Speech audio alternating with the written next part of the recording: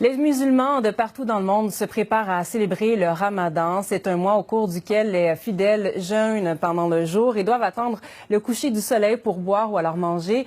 Un défi de taille, mais important pour des millions de personnes, dont chez nous en Estrie. Marie-Hélène Rousseau.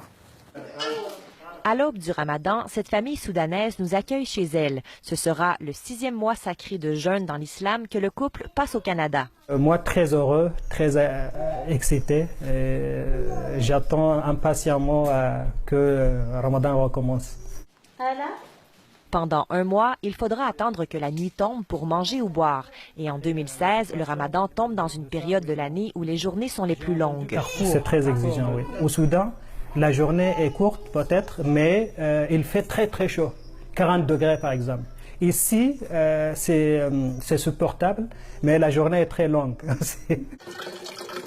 Si les traditions entourant le Ramadan varient d'un pays à l'autre, au Soudan, une boisson traditionnelle est consommée. Amjad nous l'a fait découvrir. On appelle ça la braie.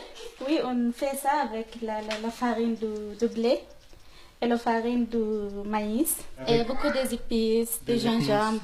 Elle en préparera tous les soirs, question de se sentir un tout petit peu comme dans son pays natal. En fait, c'est la famille, oui, qui manque beaucoup. Parce que là-bas, le mois de Ramadan, c'est comme... Il y a beaucoup de visites à l'heure de souper, quand on coupe la jeûne. Au Soudan, on partage. On sort avec la nourriture dans la rue.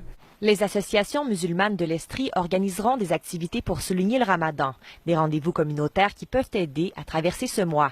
Mais le plus important pour bien des fidèles reste le recueillement. Quand tu fais le Ramadan, personne ne peut le savoir. Tu peux manger, mais les autres ne le savent pas, mais ton Seigneur, il le sait. Je vous souhaite un bon Ramadan. On sera en soirée si le Ramadan commencera lundi ou mardi. Marie-Hélène, vous l'aviez évoqué dans le reportage, c'est un défi de faire le Ramadan dans un pays qui est non musulman. Oui, en fait, les gens à qui on a pu parler aujourd'hui nous disent avoir beaucoup d'interrogations, de questions de la part de leur entourage, dont des collègues de travail.